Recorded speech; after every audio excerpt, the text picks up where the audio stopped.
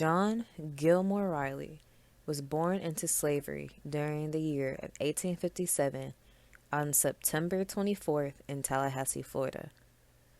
He lived to be 97 years old and passed away in 1954, which is right at the start of the local civil rights movement in Tallahassee. He was emancipated from slavery at the age of 9 when Lincoln's Emancipation Proclamation had finally made it to Florida in May of 1865. This was 2 years after the Emancipation Proclamation was originally issued on January 1st, 1863. After being denied the right of receiving an education under the institution of slavery, in the early 1870s, Mr. Riley started attending one of the early one-room church schoolhouses.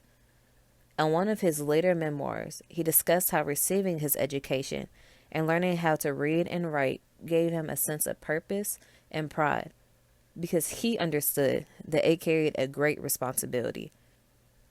He knew that his great opportunity would not only better him, but that it would better the entire community. After John G. Riley learned how to read and write, he discovered that he had a passion for education and that he wanted to become a teacher and spread his knowledge of reading and writing to others. Later, he went on to become the principal of Lincoln Academy, the first African American school in Leon County that offered a second program. He served as a principal for 33 years, from 1893 to 1926. During this time as being an educator, he went on to advocate for equal pay for black teachers.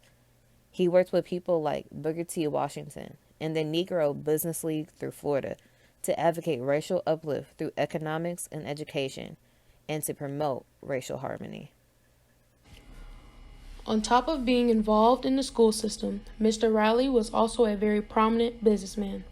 With the money that he made from teaching, he started investing in real estate. At the age of 25, he used the real estate holdings that he first acquired to begin purchasing holdings that he could either rent out or mortgage to others. Because of his steady source of income, Mr. Riley was able to acquire a freedman's loan. Using the loan, he purchased parcels of land and had properties built. Instead of using the money to give his family a dream home, he made sure that he could get a return on his investment by renting out or mortgaging off his property. Most of his rental properties were in downtown Tallahassee area, with much of it being in Smoky Hollow. At the beginning of the 20th century, Smoky Hollow was a thriving African American community with black-owned businesses, schools, and churches. After 7 years of being in the real estate game and establishing his real estate portfolio, he built his own magnificent house in 1890. Mr. Riley's house was a 5-bedroom, 2-story wood frame home with big brick piers with a gable roof and brick chimney. At this time, he, his wife, and his 4 children occupied the home, and his place became the anchor of the community. The Riley house represented the emergence of the first black middle class in the area. From being born into slavery and not knowing how to read and write till the age of 9, to building a house at the age of 33 speaks to the significance of what Mr. Riley was able to accomplish. During this era, many blacks lived and relied upon each other to deal with the social issues of hostility, injustice, and inequality. He gave a sense of heritage and pride to a black community still trying to establish their place in a dominantly white America. In 1954, Mr. John G. Riley passed away. His home was still occupied by 2 of his children who lived there until they passed away. Without a direct heir to pass the home to, there was no one to take care of the home, so it began to go into rapid decline. In the late 70s, the city marked the home for demolition. Blue-collar workers, former students, members, and former members of Smoky Hollow raised money to buy the building from the city of Tallahassee so they wouldn't tear it down. The community's group support founded the John G. Riley Foundation so that they could formally acquire the space and use it for a different purpose. The house was restored in 1970, and it was placed on the National Register of Historic Places in 1978. After 15 years of being underutilized, the John Gilmore Riley House Museum was officially opened in 1996. If you go visit the museum, you can expect to be educated on African American history and John D. Riley's contribution to the city of Tallahassee.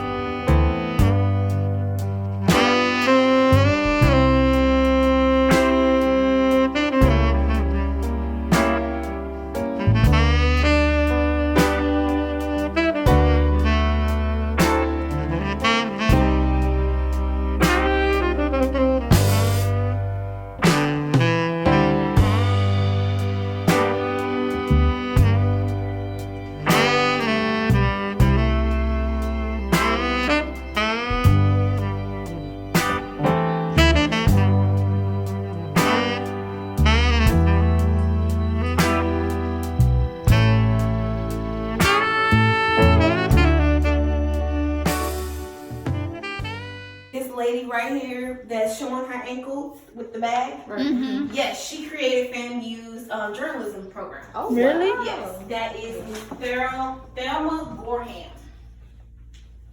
Wow. And then Miss Burgess, she was in charge of actually creating the nursing program for FAMU. Oh, really? Mm-hmm. So you know that pinning ceremony at the end when you about to graduate? Yeah, she made sure y'all at least get recognized for that.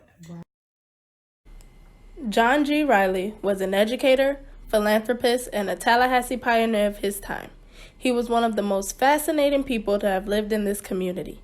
His legacy and impact is still alive and well today.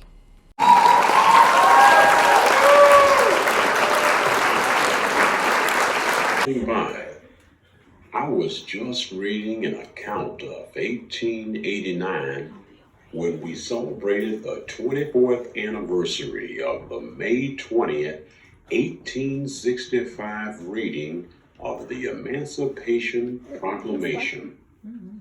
The day was clear and bright, with just enough breeze blowing to make marching through the streets bearable. The procession formed on Monroe Street near the Capitol, headed by the Tallahassee Brass Band. Next came the Perry Guards, under the command of Captain William H. Ford, followed by the artillery in charge of Corporal William Franklin of the United States Colored Troop Regiment, drawn by a pair of stylish horses. They all presented a fine and soldierly appearance as we celebrated our freedom.